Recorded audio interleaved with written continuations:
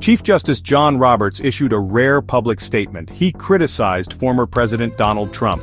Trump had called for the impeachment of federal judges. These judges ruled against him in court. Roberts stressed the importance of judicial independence. He emphasized the proper appellate process. This is the way to challenge rulings, not impeachment. Roberts' statement was a significant rebuke. It was a direct response to Trump's escalating attacks. Trump targeted judges who disagreed with him. This was not the first time Roberts and Trump clashed. However, the public nature of this disagreement was unusual. Roberts' statement highlighted a growing concern. The judiciary's independence was under threat. Trump's calls for impeachment were seen as an attack. They threatened the foundation of an impartial justice system. This issue extends beyond Trump. It raises concerns about the future of American democracy. Trump's calls for impeachment targeted specific judges. One was Judge James Boasberg. Boasberg blocked the deportation of Venezuelan migrants. Trump called him a troublemaker and agitator.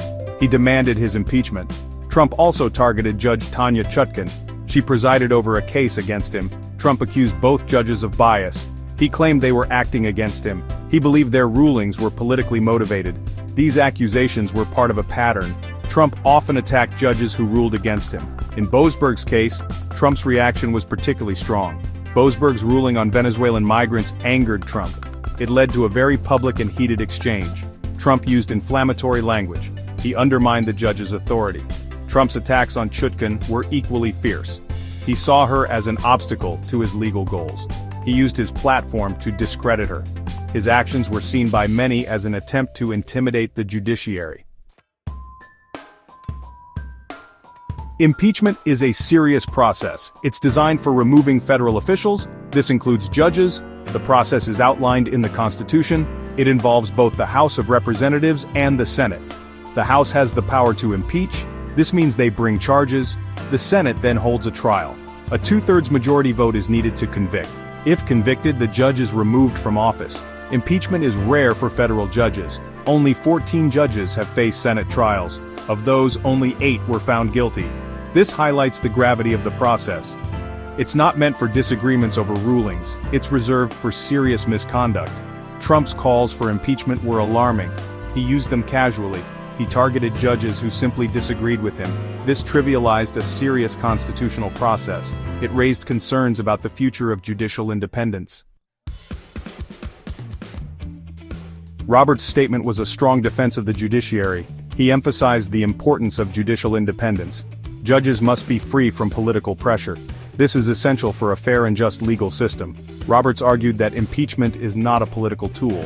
It's not meant to punish judges for their rulings. He warned against undermining the judiciary's independence. Such actions threaten the rule of law itself. Roberts highlighted the judiciary's historical resilience. It has faced political attacks before, yet it has always remained a cornerstone of American democracy. He called for a return to respect for the courts. Roberts' statement was a reminder of a fundamental principle. Judges are not beholden to any political party. They are sworn to uphold the Constitution. Their decisions should be based on law, not politics. Section 5. A History of Clashes, Roberts and Trump. Roberts' rebuke of Trump was not their first conflict. Their relationship has been marked by a series of public disagreements and legal confrontations. They clashed before on issues related to the judiciary, with Roberts often defending the independence of the judicial branch. In 2018, Trump attacked a judge who ruled against him, calling him an Obama judge. This comment was seen as an attempt to undermine the judiciary's credibility and impartiality. Roberts publicly criticized Trump's comment, emphasizing that the judiciary does not consist of Obama judges or Trump judges. He defended the judge's impartiality, stating that an independent judiciary is something we should all be thankful for. Roberts also played a significant role in Trump's first impeachment trial, where he presided over the Senate proceedings. He maintained a neutral stance throughout, ensuring the trial was conducted fairly. However, his role put him in the middle of a highly partisan battle, highlighting the tension between the executive and judicial branches. Interestingly, Roberts both opposed and supported Trump in various Supreme Court cases, showcasing his commitment to judicial independence. He authored a ruling granting Trump broad criminal immunity, which was related to the 2020 election. However, he also sided against Trump in other significant cases, demonstrating his impartiality. This balance in his decisions underscores his dedication to upholding the law, regardless of political pressures. These past interactions provide crucial context for Roberts' recent statement, highlighting his ongoing concern for the judiciary's integrity. They also show his willingness to stand up to Trump when necessary, reinforcing the importance of an independent judiciary. These moments in history illustrate the complex and often contentious relationship between Roberts and Trump. They highlight the ongoing struggle to maintain judicial independence in the face of political challenges. Ultimately, Roberts' actions reflect his deep commitment to the principles of justice and the rule of law.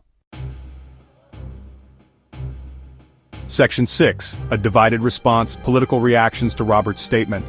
Roberts' statement sparked a wave of political reactions. Responses were mixed. Some praised his defense of judicial independence, others criticized his stance.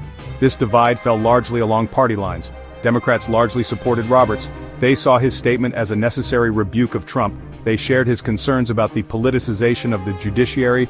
They viewed it as a threat to democracy. Republicans had a more divided response. Some agreed with Roberts. They acknowledged the importance of judicial independence. However, others sided with Trump. They believed the judges in question were biased. They supported Trump's right to criticize them. This divided reaction highlighted the partisan nature of the issue.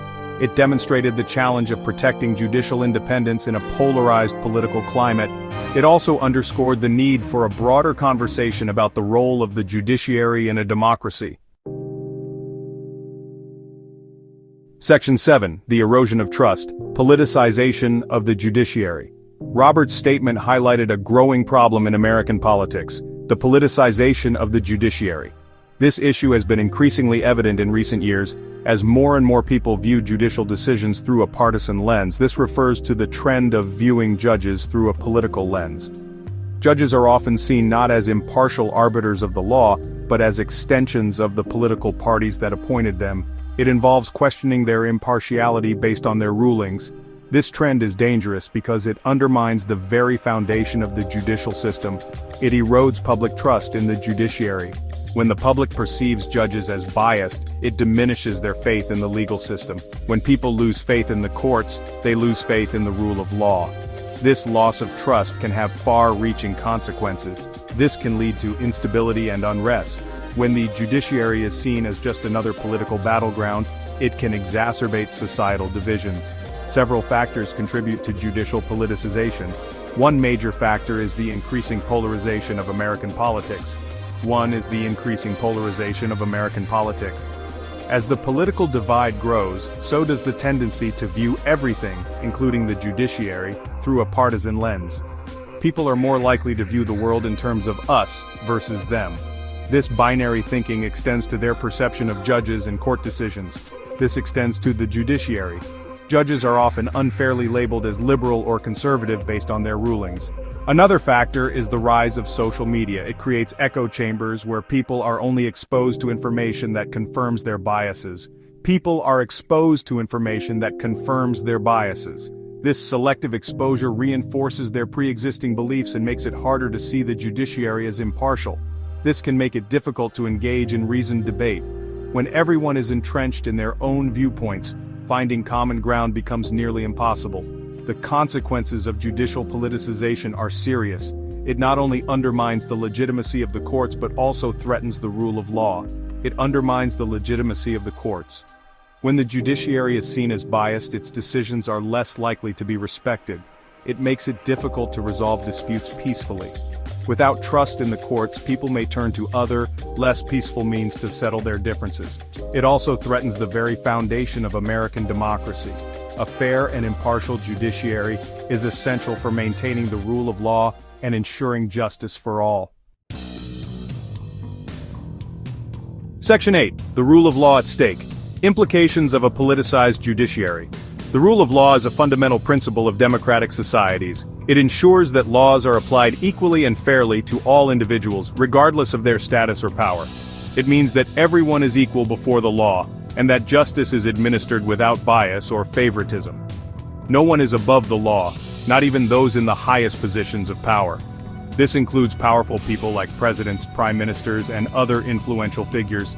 A politicized judiciary threatens the rule of law by introducing bias and partiality into the legal system. When judges are seen as political actors, their decisions are suspect, and their impartiality is questioned. This undermines the fairness and impartiality of the legal system, leading to a loss of public trust.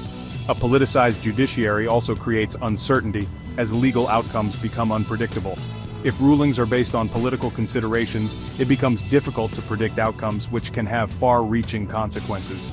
This can deter investment and economic growth, as businesses and investors seek stability and predictability. Furthermore, a politicized judiciary can lead to tyranny, where the rule of law is replaced by the rule of individuals. If the executive branch can control the courts, it can silence opposition and consolidate power, eroding democratic institutions. This is a recipe for authoritarianism, where dissent is crushed and freedoms are curtailed. In short, the politicization of the judiciary is not just a theoretical concern, it has real-world consequences that affect everyone. It undermines the rule of law, creates uncertainty, and threatens democracy itself, making it imperative to safeguard judicial independence. Section 9. A call for reflection. Safeguarding judicial integrity. Roberts' statement is a call for reflection. It's a reminder of the importance of an independent judiciary. It's also a warning about the dangers of politicizing the courts. Protecting judicial independence requires a collective effort. It requires leaders to refrain from attacking judges. It requires the media to report on judicial matters responsibly. It requires citizens to educate themselves about the role of the judiciary. It's easy to take judicial independence for granted. However, as Roberts' statement reminds us, it's a fragile thing. It requires constant vigilance and protection. The future of American democracy may depend on it.